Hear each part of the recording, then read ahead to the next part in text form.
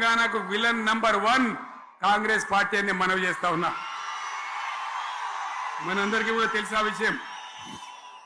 Telangana Hyderabad state పేరుతో ఉన్ననాడు ప్రజలు వద్దంటుంటే కూడా బలవంతంగా ఆనాడు ఆంధ్రలో విలీనం చేసింది కాంగ్రెస్ పార్టీ. జవహర్లాల్ నెహ్రూ 69లో ఉద్యమం వస్తే 400 మంది తెలంగాణ బిడ్డలను పిట్టల్లాగా కాల్చి చంపింది ఇందిరాగాంధీ ప్రభుత్వం. ఆనాడు ఉన్నటువంటి కాంగ్రెస్ పరిపాలన. మళ్ళీ 2001 నుంచి మనం విజృంభిస్తే నంగనాచిలాగా ఇదే కాంగ్రెస్ వచ్చి మన బలాన్ని మన ఊపును చూసి పొత్తు పెట్టుకొని తెలంగాణ ఇస్తామని నమ్మబలికి మనతో పొత్తు పెట్టుకున్నది కూడా మీరు చూసినారు. మళ్ళా ఎగ్గొట్టే ప్రయత్నం చేసినారు. 14 ఏళ్ళు ఏడిపించినారు. అది మీ అందరికి తెలుసు. పోలీసు మిత్రులకు మనవి చేస్తా ఉన్నా. ప్రజాస్వామ్యంలో ప్రజలకు అడిగే హక్కు ఉంటుంది.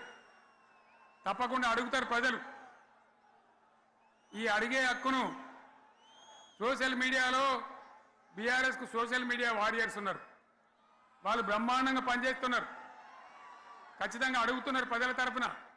ఇంత అన్యాయం జరుగుతుంటే చూడలేక సోషల్ మీడియాలో పనిచేసే తెలంగాణ బిడ్డలు ఇది ఏమన్యాయమే ఎట్లా అని చెప్పి ప్రభుత్వాన్ని ప్రశ్నిస్తూ ఉన్నారు. ప్రజలకు మద్దతుగా నిలబడతా ఉన్నారు. వాళ్ళ మీద కేసులు, వాళ్ళని పట్టుకపోవడు. పోలీస్ సోదరులను నేను అడుగుతా ఉన్నా, మీరెందుకు దునుకులాడుతుండ్రే? మీకేమక్కడ వచ్చింది? మీకొక్కటి చెప్తున్నా నేను, గ్యారంటీగా పోలీసు మిత్రులారా, ఇవాళ పోయి రాత్రి మీ డైరీలలో రాసుకోండి.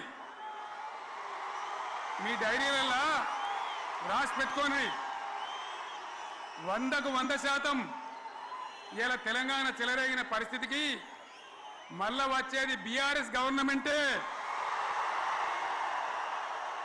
అది ఎవరు కూడా ఆపలేడు. అది ఎవరి తరం కాదు, ఎవరి వశం కాదు. వరుస బట్టి గోల్మాల్ దింపుట్ల కాంగ్రెస్ ను మించిన వాళ్ళు లేడు. అబద్ధాలు చెప్పుట్ల కాంగ్రెస్ ను మించిన వాళ్ళు లేడు. ఎన్ని చెప్పిరి ఇక్కడ ఉన్నోళ్ళు జాలరని, ఉన్న గాంధీలు లేని గాంధీలు డూప్లికేట్ గాంధీలు అంతా ఢిల్లీకి కూడా దిగిరి సప్పట్లు కొట్టి డాన్సులు చేసిన స్టేజీల మీద. ఒక్కటి చెప్పిండ్రా?